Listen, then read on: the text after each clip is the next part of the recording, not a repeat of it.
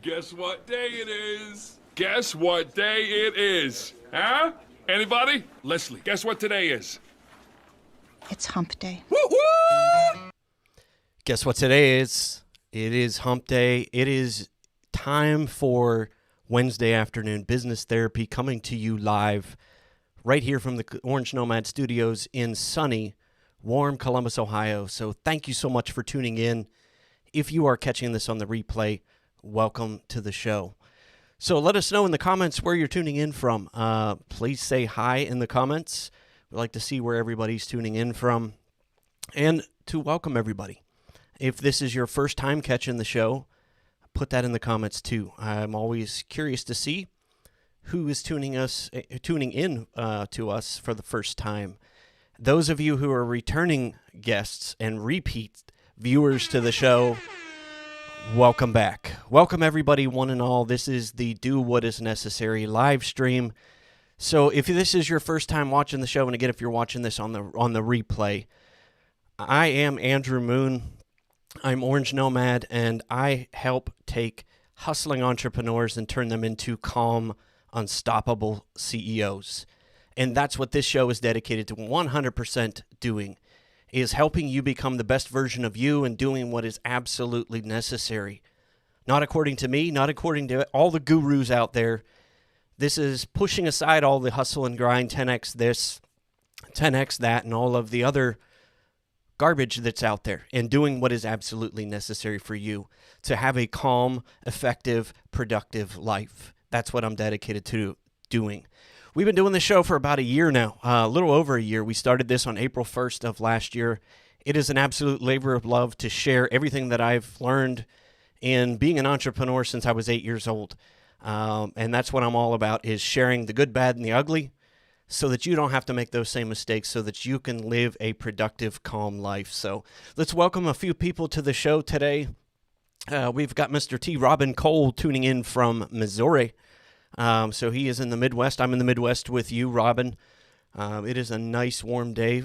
We had a little bit of a cool off at the beginning of the week. Now we are back to summer. So we've got that roller coaster ride going on with the weather here.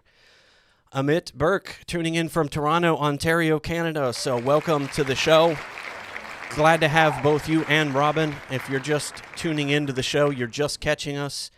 Or if you're watching this on the broadcast, like I said, put in the comments where you're tuning in from, because I watch these comments even after the broadcasts have aired to make sure that I reply to get all of your questions answered and to give everything, like I said, all about giving back to the entrepreneurial community that I love so much. All right, so this week's episode is all about how we fire ourselves. And what am I talking about? So I'll just give you a quick behind-the-scenes tour real quick before we get in. A lot of people ask me about my setup. They want to see the setup. I always like to do that a couple minutes before we jump into our main topic, which today is firing ourselves and being able to grow our business when we fire ourselves. So this is a very simple setup if you want to see what's actually on my desk. Very simple, minimalist setup, and super effective for being able to produce a weekly live stream like this. So let's get into our topic today. Again, I'm excited to have you here, and let's flip over screen so you can actually see me. So a lot of people are curious about what this actually means and how it can benefit them. And we deal with a lot with coaching and mentoring and teaching, especially since I got out of the IT business back in 2014. I do a lot of coaching with IT providers, particularly managed service providers. And this, I think, is a critical skill that we need to learn as entrepreneurs when it's actually time to fire ourselves, because we may likely be the problem. We may likely be the thing that is holding up our growth inside of our company. So I want to do an audience poll. So if you're tuning in, you're just tuning into the broadcast, again, put in the comments, let me know where you're tuning in from. But I have a question for everybody. And please put in the comments. Yes, I have been fired from a job before. So put in the comments if you've ever been fired from a job. Don't be shy now, where this is all about caring and sharing. Because I know for a fact I'm not the only one. My last quote-unquote job went out with a blaze of glory. Not my finer moments. I won't get into the gory details of that, but yes, I have been fired from a regular job. I make a terrible employee, and I found that out a long time ago, so that's why I continue to be an entrepreneur and to work for myself. But in any case, again, takes a little bit time for the comments to come in, but let's talk about how to fire the CEO in particular. And when you're the CEO, that's when things get really tricky. And this becomes even more difficult if we know in the back of our hardest of hearts, we know that as a founder, that we are the top technician, we are the chief cook and bottle washer inside of our company, and nobody inside of our company has really put in the time, the blood, the sweat, and the tears to establishing something from the ground up. And we get tied to our businesses as founders, and frequently when founders and entrepreneurs and business owners come to us, they're at a fork in the road. They really don't know where to go. And that's a dilemma that I've had in the past as an entrepreneur. You come to a fork in the road to whether you continue to grow or maybe you exit and do something different. You might be at that fork in the road right now. And if you are, again, if you want to put that in the comments, great. But if you don't want to share that publicly, that's fine too. So, a couple people have been fired from jobs. So Amit says, yes, he's been fired from a job. So I knew I wasn't the only one. But yes, Dan Rockwell, yeah, so he's probably been fired for a job. And if you're an entrepreneur for any length of time, we've probably been fired for multiple jobs. But going back to our topic, if you're at that crossroads inside of your business and trying to figure out what to do, there are 3 signs that I typically see in an entrepreneur, and I see it because I've been there.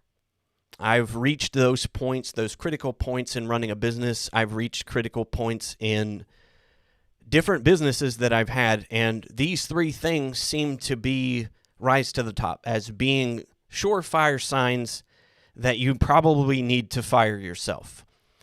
And if you've become overworked, you're tired, you're frustrated, you're just not having fun anymore, that soon turns into anger. And most entrepreneurs that we talk to that are at that point are a complete bag of stress. They are completely stressed out, they're overworked, they don't know what's up from down, and that's difficult because they don't know what to do next. So if that's where you're at, it may be a sign that it might be time to fire yourself, either from your company or fire yourself out of certain roles. And we're going to talk all about that right today on how to do that, the 4-step process and how to fire yourself from inside of your business. But if you're at that point where you're tired, you're frustrated, you're overworked, you're angry, you're just not having fun, it's tough to see that in the mirror. But when you see that, it's a sign. It's a sign that something needs to change. The other thing that we see is you may be growing revenue, but your profits go down. Or worse, your profits are down, your revenue is down. And it's a frustration, it's a pain point, so you're not sure where to go next. The next sign that I typically see too, if you have employees and if you might be a small to mid-sized company with employees, you may be at a point where your employees are actually demanding structure from you. We can no longer wing it as a startup. We can no longer fly by the seat of our pants as entrepreneurs. Our employees are requiring us to have structure. And a lot of entrepreneurs don't know how to go back and fix that, where it is a complete daunting task to them, so they get stuck. We get frustrated, then we start to get angry. So that might be a point where you might be at that point inside of your company where you may be the stumbling block to putting in those systems and process inside of your company. But those 3 things, you may be experiencing one or all of them, but those are the ones that I typically see as being most pressing. When entrepreneurs finally reach us and we have our first call together, that's where we typically see entrepreneurs. So in order to go from that haggard, angry, stressed, overworked to a calm, unstoppable CEO, we have to stop wearing all the hats. If we're going to grow personally, if we're going to grow professionally, we have to fire ourselves. And let's talk about, what do I mean by that? What do I mean by firing ourselves? Firing yourself is, it brings calm, it brings peace, and that's why we got into business as entrepreneurs, isn't it? We want that calm, we expect things to go smoothly, but they don't. And it's because we are too dependent, our business rather, is too dependent on us. And that is the first thing about breaking free from your business. If your business defines your identity, if your business defines your self-worth, you're too dependent on your business, and your business is too dependent on you. So we need to make the business you independent. And if you're at that point, if you feel like you are just stuck in everything depends on you, please put that in the comments. I know that a lot of folks struggle with that. So it looks like a couple people are tuning in about the stream. So let me just bump over here before we get going. So if you can still hear me okay and everything's coming through loud and clear for you, please put that in the comments. But it looks like we've got a couple of people said they can't play back. So Dan, I apologize if you're having any technical issues. But yes, if you can hear me and the stream is still coming in loud and clear, please drop that in the comments before we continue on, because I surely don't want folks to miss out on some stuff. All right, so looks like we've got Kyle Ridgway just joining us. He's late to the party, so obviously things are working. So welcome, Kyle, to the show. Again, I'm going to go back over to LinkedIn and do a refresh here and see what's going on before we get into the rest of the show here.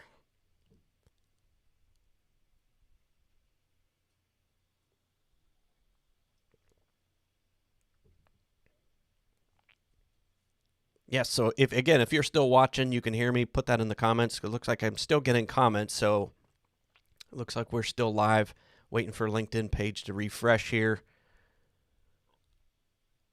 So I apologize if you're having any technical difficulties. That is the beauty and the Achilles heel of live streaming, especially when you're live streaming to third parties. So I'm just waiting for that stream to pop back up. Again, if you can hear me, drop that in the comments. Everything is coming through loud and clear. All right, so it looks like okay. All right, so it looks like we've got a few coming in. He's got Josh Weiss joining us from California. Awesome. He's got 4 employees, outsourced help desk, knock, sock. Can't manage to get it myself out of the way. So obviously, yes, we're still coming in loud and clear. So Dan, I apologize. Looks like you're having problems with the feed. I believe you're up all the way up in Alaska. So welcome back to the show for one. So. And Josh says, yep, I struggle to make a coherent system. And we're going to talk all about that today. Yeah, and it looks like, again, I'm just checking this just to make sure. All right, so I'm seeing it live. But again, obviously comments are coming in, so we are still live. So let's step on the gas and get going here. So I apologize if folks are having a little bit of technical difficulties. But back to our topic. How do we make the business independent of you? And Josh, you touched on that with your comment. The theory behind pulling yourself out of the business and making it you independent is that difference between working in the business and working on the business. And I know that was something I heard over and over and over again running my last IT business. You have to work on the business. You have to work on the business. And when you're working on the business, you're doing the project work. You are doing everything. You might be, scrubbing the floors. But if you're working on the business, it is this right here. Working on the business, you're focusing on designing the machine that is your business and creating the systems, finding the right people, and setting up processes for other people to be able to implement, for other people to be able to execute that system. Now, for example, let's say you're running an IT business, and a lot of you folks that are tuning in, I know you probably are, and I've been there. If you're working in the business, you're pitching potential clients, you're onboarding them, you're running your help desk, you're sending reports, you're answering the phone, you're answering emails. But if we reframe this and we look at designing the machine, you'd be doing things a little bit differently. You'd actually be documenting each part of that process, each part of the process for answering the phone, each part of the process for quoting people, each part of the process for running your help desk, and then determining who do I need to hire, what people do I need to put into these positions to be able to fill the roles and actually execute the system, the machine. And Josh touched on it too. He said he has 1,000 SOPs, standard operating procedures. We did an entire show last week about that. So if you're watching this after the fact, or if you want to go catch that episode, please do so. But I did a long how to create and automate SOPs. But if you're familiar with the binders, we talked about that last week. Those are basically those systems and process for being able to do all of the different things inside of our business. And those are the standard operating procedures that allow you to pull yourself out of the business and allow the business to not be so dependent on what's inside your head. And if we're rocking around with all of that information, we're stopping our company from growing. We're stopping a lot of things inside of our company from happening. So how do we do that? How do we go? When should you start working on the business? And this was one of the things I struggled with as an IT provider. The tough time that folks have from transitioning from in the business to on the business is tough, especially when you're starting out. If you're new in business, you got to make payroll. You've got to bring income. You've got to keep the lights on. You've got to make sure that you've got enough money to cover your living expenses, and it's tough. So we kind of skip that process in the beginning. But the sooner you go back, the sooner you start that process of working on the business, you'll be much further ahead when the time comes to actually hire people to implement. Because when you hire people to implement, a totally different set of circumstances happen. The thing that I see is people start in 2-week cycles. Your 2-week cycles where you ramp up, and it's just to make payroll in 2 weeks.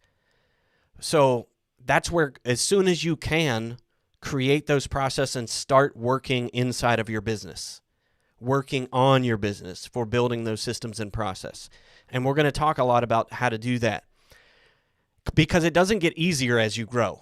And you've found that if you've been in business any length of time, put in the comments. I'm just curious how long you've been in business right now, if you're an entrepreneur or a business owner. Drop that in the comments, how long you've been in business.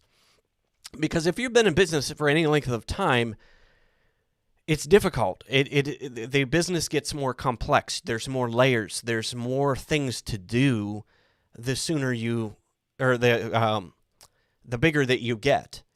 But the sooner that you start that process of making those processes and systems, the better. And a lot of entrepreneurs, hit that wall where they just look at the monumental task of doing that, and that they go into panic mode, and it stops them from progressing. But you have to start somewhere. You have to start that process somewhere. So take 1 or 2 processes and just get started. And this is one of the things we teach our clients to do in our coaching sessions, is to block off regular time to work on your business.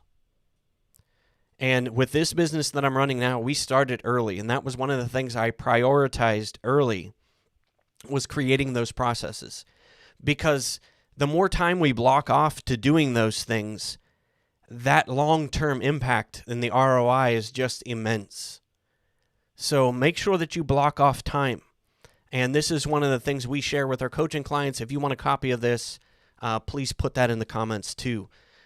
But this is my calendar batching for the week. This is how I batch the different tasks that I have to do during the course of the week.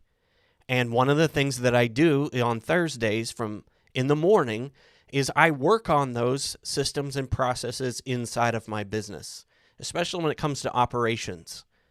But I have a block of time on my calendar every single week to work on those things. And don't try to tackle everything at once. Take one or two processes and just get started, because it has a compound effect. One process builds on another. It gets easier the faster you get that snowball rolling. And the truth is, you to be honest, you may not see immediate results in week 1. You may not see immediate results in week 2. You may not even see results a year in.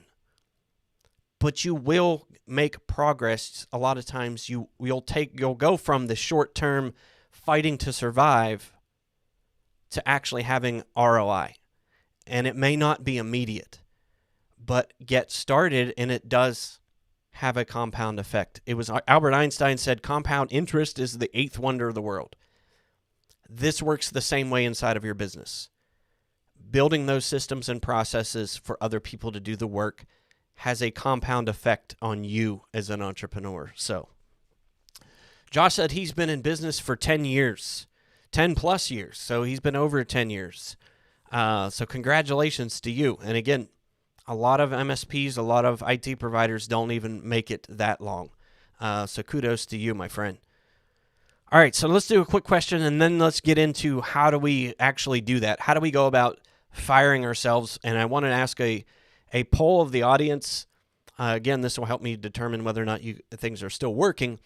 How much time do you spend every single day or every single week, perhaps, working on your business? Please put that in the comments and let me know that.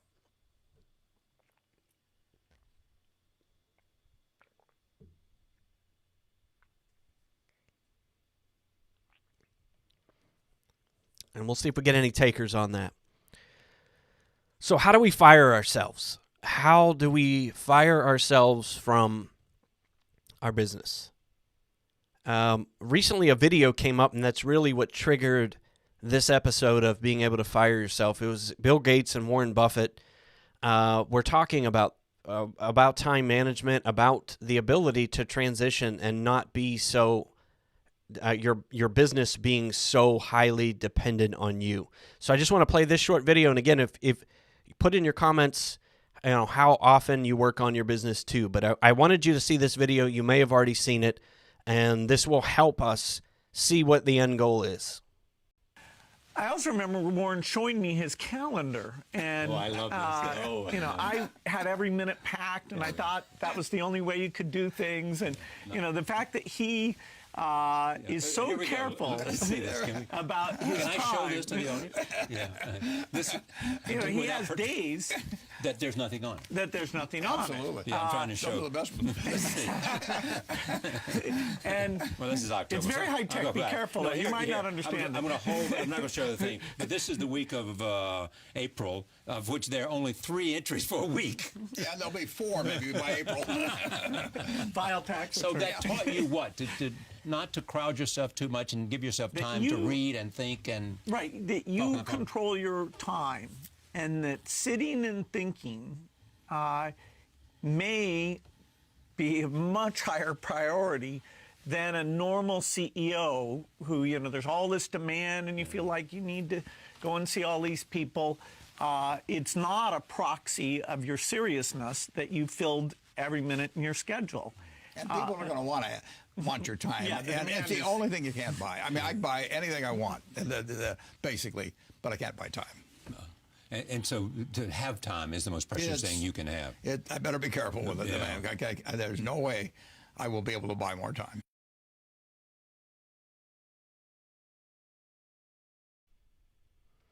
So for me, that was a powerful video on our ability to make that choice, to actually do what is necessary for our business. And you may know, like I said, if you're tuning in to this show and watching live, you may be to that point, but you just feel like you cannot get control. So let's talk about how we get that control, because having that control over our time, having control over our business as much as humanly possible, that's what leads to calm. And there are 4 basic ways to fire yourself from your business. So let's talk about those. The very first one, make a list of every single thing that you absolutely hate doing. Things that you know you're not good at, things that you dislike doing, things that you're bored with, things that you know you're not very good at, and that you just wish would go away. And those are the things that we often procrastinate about. Those are the things that don't eventually ever get done. And that worsens your mood, and you go into a spiral. Now, that list could be 2 or 3 things, or it could be 30 things. But take my word for it, you'll have no problem coming up with things that we know we do not like to do.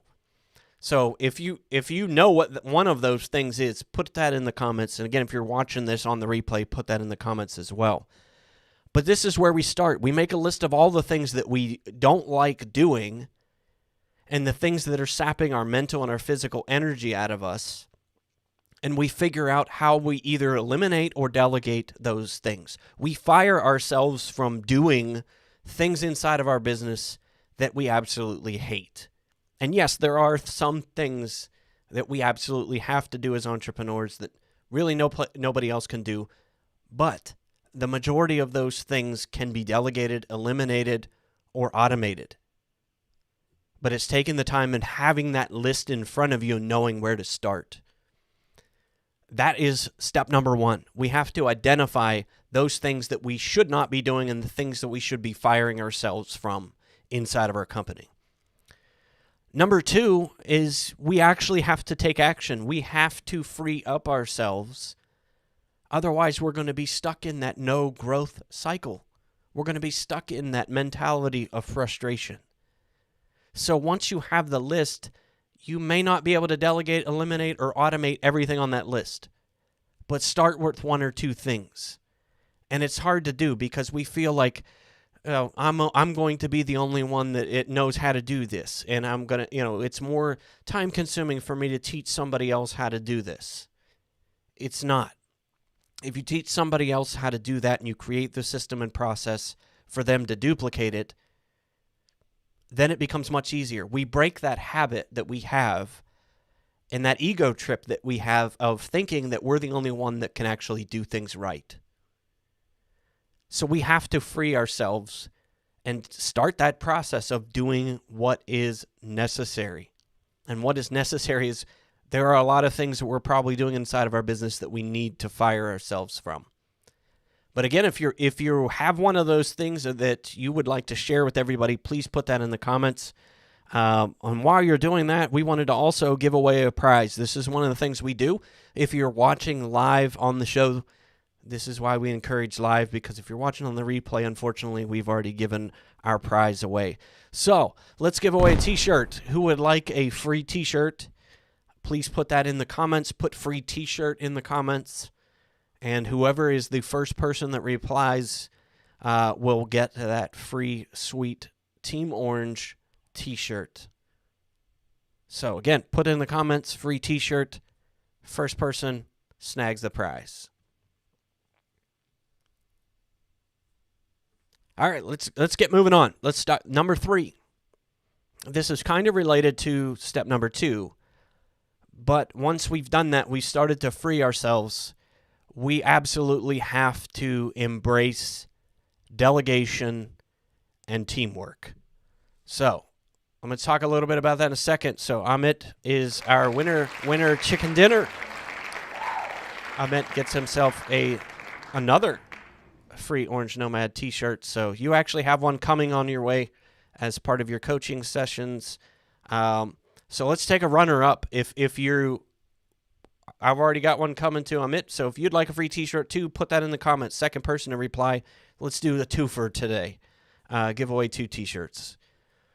But yeah, put that in the comments. Free t-shirt. Next person that does, we'll pop that up on the screen and fire away. All right, so embrace delegation and teamwork.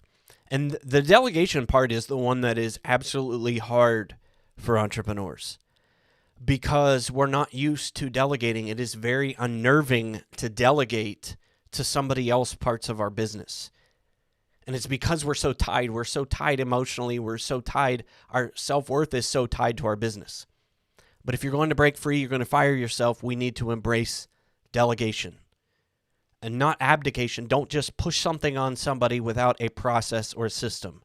So many times I'll see people hire a virtual assistant or a tech inside of their business, and they have no process. They have no system for that person to follow to get up to speed. And then they're frustrated. They're frustrated because they wasted time, effort, and money on a tech or a virtual assistant, and they blame the virtual assistant or the tech. I've done it. And if I look in the mirror, the fault is completely mine. I have not set them up for success. I haven't given them a process and a system to follow. And one of the other things that I see with MSPs is they're anxious to get out and hire a salesperson because that's something inside their business that they may not like. But unfortunately, that's one of the things that we're going to have to do as entrepreneurs. Nobody's going to sell our company the way that we do. But I see so often, and again, I've done it. I've spent tens of thousands of dollars hiring a salesperson, stringing them along for 3 to 6 months. They're not successful, and I blame them. But when I look at it, I have not created a system. There's no marketing in place. There's no automation. There's no creative. There's nothing for them to be successful at doing that job. So if you're going to embrace delegation and embrace teamwork, you have to have systems. And that's where those things, creating SOPs inside of your company, is so vital. That you can't just delegate something where somebody has absolutely no idea how to actually be successful and how to accomplish the task. So let's talk about our last one. Searching out partnerships. And we're going to talk about this from two perspectives. There are two different partnerships that I think are essential for an entrepreneur to fire themselves from their business and be able to scale and to be able to grow their business. And one is a human component. The other one is a technical component. And being tech entrepreneurs, I know that our first inclination is when we have a problem, let's throw software at it. But if there's no process to precede the software purchase, we end up wasting time. We end up wasting effort. So our inclination first is software, but our inclination needs to be process. And we need to have the human component involved in it as well. Many struggling entrepreneurs don't reach out, or they're part of peer groups or accountability groups that absolutely don't work. Or they're part of programs that they spend thousands of dollars on every single month or every single year that are absolutely not serving their business at all. So the human component needs to be a coach. It needs to be somebody who's going to drive you to bigger results. Somebody who's going to help you through that process to be able to systematically fire yourself from parts of your business. So it can't be technology first. It has to be process. Figure out what those processes are. Either put a human component in place or a technical component in place. But we have to be constantly in search of those.